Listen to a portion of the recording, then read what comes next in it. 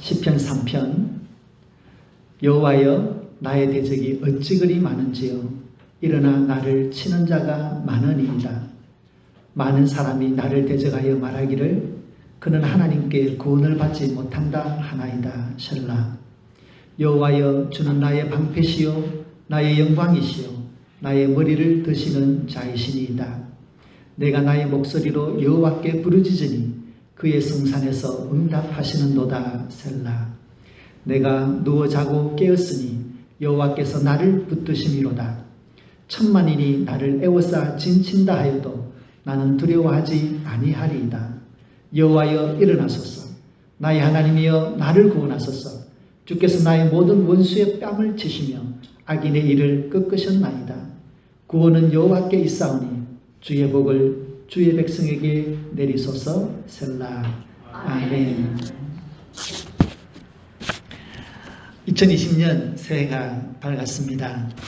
지금까지 하나님께서 우리의 삶을 복되게 인도하셨고 오늘 이 자리에 이르게 하셨는데 그 동일한 은혜로 그 신실하신 하나님께서 이번 2020년도에도 우리 성도님들과 또 가정과 우리의 삶을 하나님의 은혜로 채우실 줄로 믿습니다.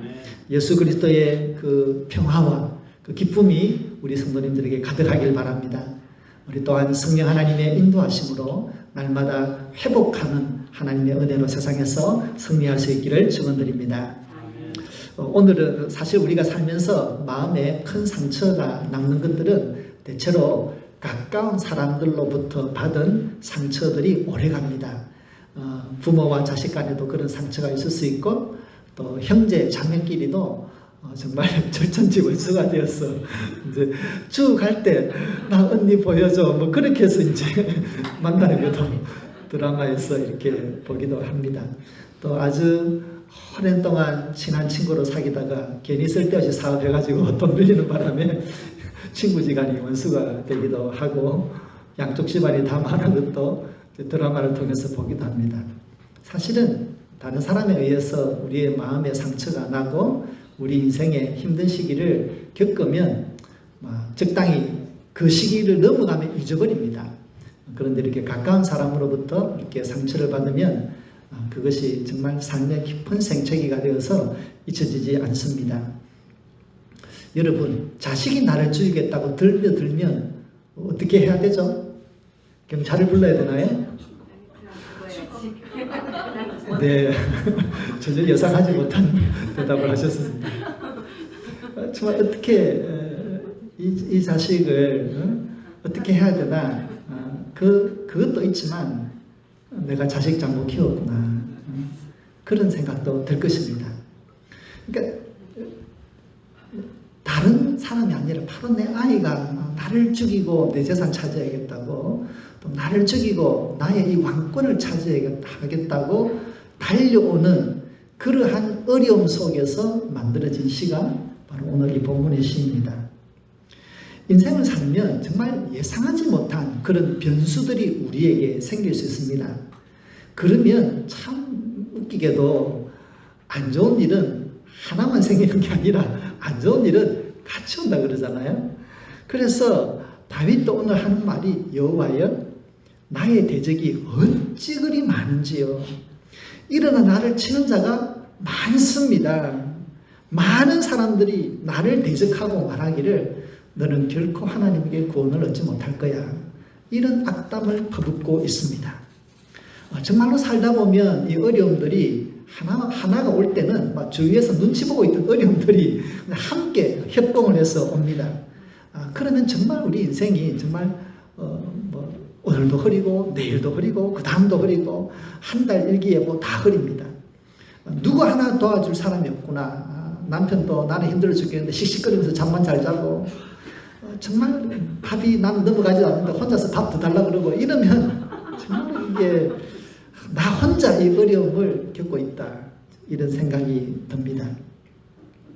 그러한 어려운 시절을 지나면서 어떤 사람은 그 어려움 속에서 정말 어려움에 의해서 우리의 인격도 바뀌고 삶도 흔들리고 완전히 찌그러진 인생을 사는가 하면 어려움 속에서 그 어려움들을 든든하게 이겨내어서 더 튼튼한 인생의 집을 지어내는 사람도 있습니다. 오늘 본문에 보면 그러한 절망 속에 자식이 자기를 죽이겠다고 쫓아오는 그러한 절망 속에서 그리고 정말 다른 사람 앞에서 고개를 들 수 없는 그때에 지금까지 하나님이 너를 도와줘서 왕이 되었구나 하는 그런 찬송을 하는 사람들이 오늘은 너는 하나님에게 구원을 얻지 못할 거야. 다른 말로 하면 하나님은 너를 버리셨어 라고 하는 그런 악담을 들으면서 마음이 녹아내릴 때에 여전히 자기 인생의 중심을 붙들고 여전히 하나님에 대한 믿음을 붙들면서 소망 가운데 일어나는 그러한 힘을 믿음의 저력을 보여주는 것이 오늘 본문입니다. 그래서 그는 인생에 있어서 우리 인간이 가지고 있는 그 어려움 중에서 가장 큰 어려움, 자식이 자기를 죽이라는 그 어려움 앞에서 그는 믿음으로 그 문제를 부딪히면서 그 속에서 씨름하면서 하나님에게 찬양의 시를 드리게 됩니다. 그런데 이 찬양의 맨 마지막 부분에 보면은 우리말로 하자면 좀 생뚱맞은 게 있습니다. 천만이 일어나서 나를 두려워하고 모든 사람들이 많은 사람들이 나를 쳐서 힘들게 하는데 마지막에 가면 이런 얘기를 하죠. 8절에 보면 구원은 여호와께 있사오니 주의 복을 주의 백성에게 내리소서 살라 이렇게 마치고 있습니다. 정말 다윗이 지금 자기 인생이 이런 이야기를 이런 신앙의 고백을 할 만한 처지가 됩니까? 자식 압살롬은 자기 죽이겠다고 달려오는데 정말 자기의 충성스러운 군인들이 이제는 자기를 죽이겠다고 반란군이 되어서 쫓아오는 이때에 구원은 여호와께 있사오니 주의 복을 주의 백성에게 돌리십시오. 우리는 말하자면 자기 코가 석자인데 지금 자기가 무슨 주의 백성을 걱정하고 주의 백성에게 복을 주십시오 이렇게 말할 처지는 아니잖아요. 그런데 이 본문에는 여기에 정말 이 시의 영감이 다 고스란히 녹아져 있습니다. 지금 다윗은 가장 어려운 중에 하나님의 복을 그것도 자기뿐만 아니라 모든 하나님의 백성에 대한 하나님의 복을 눈으로 바라보고 있습니다. 그리고 이미 그의 삶의 한 부분에서 그의 복을 누리고 있습니다. 그럼 도대체 이 다윗이 생각하는 하나님께서 자기 백성에게 주셔야 되는 그 복, 도망자인 자식 때문에 도망다니는 자기에게도 부어지는 그 하나님의 복이 무엇인가 우리가 한번 살펴보고자 합니다. 3절과 4절에 보면 그 복에 대한 이야기가 나옵니다. 3절 4절 같이 읽습니다. 여호와여 주는 나의 방패시여 나의 영광이시여 나의 머리를 드시는 자이시니이다. 내가 나의 목소리로 여호와께 부르짖으니 그의 성산에서 응답하시는도다 하셨다. 나의 방패, 나의 영광, 나의 머리를 드는 자, 나에게 응답하시는 분. 이것은 한마디로 무엇을 하나님의 어떤 면을 지금 우리에게 보여줍니까? 하나님은 나의 구원자가 되십니다. 지금 다윗의 마음속에는 하나님은 나의 구원자가 되십니다 라고 하는 믿음의 확신이 꽉 들어차 있는 것입니다. 그 확신 때문에 어떻게 표현하면 나의 방패시여 나의 영광이시여 나의 머리를 드시는 자시여 내 목소리를 응답하시는 자시여 그렇게 해서 그 하나님이 자기의 구원자가 되심을 그렇게 얘기하고 있습니다. 그렇게 될 수 있었던 배경이 뭐냐는 걸 우리가 생각할 필요가 있습니다. 그는 지금 자기 자식이 압살롬이 반란군을 이끌고서 쫓아오는 그때에 이 고백을 하거든요. 근데 지금 만약 다윗이 지금 어려움 당하는 그 순간만 생각한다면 그는 하나님의 구원자 되심을 고백할 수 없었을 것입니다.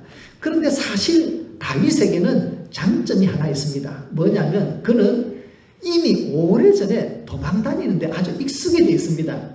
그가 사울이 왕이었을 때 군대에 나가서 한번 승리하면서부터 그는 이스라엘이 굉장히 주목받는 군인이었습니다. 군의 지도자가 되었습니다. 그러니 다윗이 굉장히 사울은 다윗 때문에 위협을 느끼고 다윗을 죽이려고 사울이 얼마나 많이 애를 쓴지 모릅니다. 그래서 오죽하면은 막 이스라엘을 온 전신에 쫓아다니다 보니까 이스라엘은 도저히 숨을 데가 없어서 이제는 다윗은 블레셋 적국으로 그냥 정치적인 망명을 하고 맙니다. 그래서야 비로소 사울이 쫓아오는 것을 멈춥니다. 왜냐하면 이제 이스라엘 안에는 없기 때문에 왕이 될 자격이 안 되는 거죠. 그때까지 쫓아다녔습니다. 그러니까 다윗은 역으로 말하자면 옛날부터 이미 도망 다니는 데는 하여튼 그냥 이골이 난 거예요. 도망다니고 숨고 도망다니고 숨고 그러한 생활에 익숙하다 보니까 그 생활을 통해서 그가 체득한 것이 무엇입니까? 하나님은 나를 결코 버리지 아니하신다. 하나님은 이 절망의 순간에도 나를 붙들어 주신다. 하나님은 이 절망의 순간에도 여전히 나의 구원의 하나님이 되셔서 나를 구원해 주신다 라고 하는 것입니다. 그래서 지금 다윗은 하나님께서 나를 구원하신다라고 하는 구원자가 되신에 대한 그 확신, 그 믿음의 확신이 그에 있어서 삶의 복이 되는 것입니다.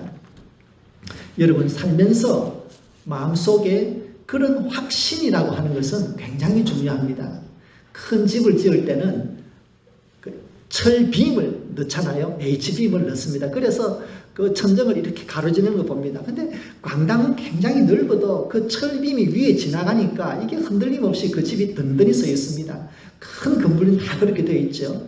우리가 인생을 살면서 우리의 인생을 세울 수 있는 그 철빔, 이 H빔과 같은 그런 마음의 확신, 그리고 자기 인생에 대한 분명한 철학들, 신념들, 이제 이런 것들을 가진 사람들이 인류 역사에 있어서 중요한 역사적인 일들을 이루어내었습니다. 믿음도 마찬가지죠. 하나님이 나를 구원하신다. 다윗은 도망자 생활을 통해서 이러한 믿음의 확신을 가지고 있었고 그 확신이 다윗이라고 하는 삶의 그 다윗의 전 삶의 큰 기둥들이 되었습니다. 여러분, 우리가 지금까지 삶을 돌아보건대 하나님께서 여러분의 인도자와 구원자가 되심을 믿으십니까? 그 확신이 올 한 해 2020년 우리 인생을 세우는 중요한 믿음의 기둥, 삶의 기둥이 될 줄로 압니다. 우리가 어려운 일을 많이 당합니다. 우리는 그 속에 빠져버리면 우리는 허우적거릴 수 있습니다. 그러나 다윗처럼 천만인이 나를 와도 나를 도우시는 하나님, 내가 울부짖을 때에, 내가 기도할 때에 하나님의 거룩한 산에서 들으시고 응답하시는 그 구원의 하나님, 그 구원의 하나님이 나의 하나님이 되어주셔서 올 한 해도 함께 하신다라고 하는 이 확신을 가지고 2020년도 주님과 함께 동행하셔서 우리의 삶 가운데 하나님의 은혜를 누리는 복된 한 해, 흔들림 없는 한 해가 되기를 주님의 이름으로 축원드립니다. 두 번째로 다윗이 이 도망자의 처지에 있음에도 불구하고 모든 하나님의 백성들에게 하나님의 복이 부어지기를 기도하는 그 복은 어떤 복입니까? 5절과 6절 같이 읽습니다. 내가 누워 자고 깨었으니 여호와께서 나를 붙드심이로다. 천만인이 나를 애워싸 진친다 하여도 나는 두려워하지 아니하리이다. 하나님께서 주시는 마음의 평화, 영혼의 평화가 그에게 복이 되었습니다. 내가 누워 자고 깨었으니, 그러니까 지금 도망자임에도 불구하고 아무 일 없었던 것처럼 그저 하나님 믿는 믿음으로 그냥 자고 편안하게 깨어납니다. 그리고 천만인이 자기를 애워싸도 눈도 깜짝하지 않습니다. 왜입니까? 하나님이 자기를 붙들어 주신다고 하는 그 믿음, 그리고 그 믿음 하나님께서 부어주시는 그 마음의 평화와 그 영의 평화가 있습니다. 마음의 평화, 이거는 일반적인 말이죠. 우리는 신앙에서는 이것을 어떻게 표현합니까? 우리의 영혼의 평화. 우리가 영혼의 평화라고 할 때는 어떤 삶의 상황과는 무관한 우리의 본질에, 우리의 그 본 존재의 가장 신연한 곳에 있는 우리의 영적 자아, 내적 자아를 얘기하는 것이죠.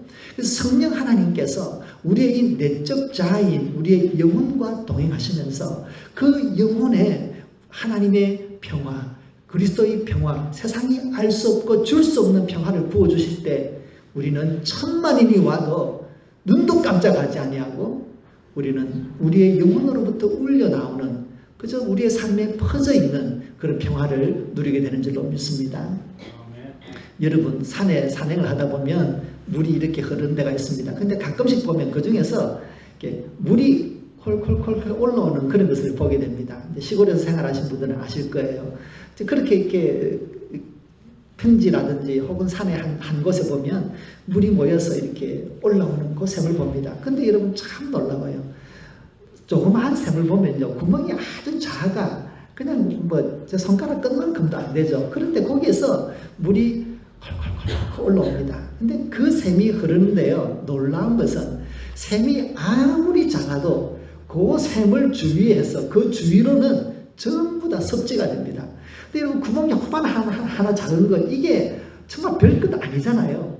그런데 여기 하나만 흘러나오면 그 주위에는 습지가 되고 나무가 자라고 숲을 이루게 됩니다. 사막의 오아시스. 그 사막에 아무것도 없는 모래 뿌린 그곳에서 물이 생기면 거기에서 오아시스가 생기는 거예요. 생명이 자라는 것입니다. 우리의 존재의 가장 깊은 심연에 우리의 내적 자아, 이 영혼 속에 성령 하나님께서 말씀 주시고 은혜 주시고 영혼을 지켜주시고 그리고 하나님께 주시는 평화를 심어주시면 우리의 삶이 아무리 건조할지라도 주 성령 하나님께서 부어주시는 이 삶의 샘, 이 평화의 샘이 우리의 삶을 적셔 줄 줄로 믿습니다. 우리는 이것 때문에 사는 것입니다.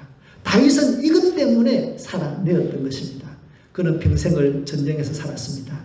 그러나 그 전쟁에서 주는 그 참혹함, 그 잔인함, 그 격렬함 있었음에도 불구하고 그가 인생이 드라이되어서 남을 저주하고 어떻게 하면 나의 자리를 지키나 이렇게 눈이 벌겋게 다니는 사울과는 전혀 다른 삶을 살면서 정말 노래하는 사람으로 시인으로 살 수 있었던 것은 그의 영혼의 한켠에 하나님께서 주시는 삶의 평화 그것 때문이었습니다.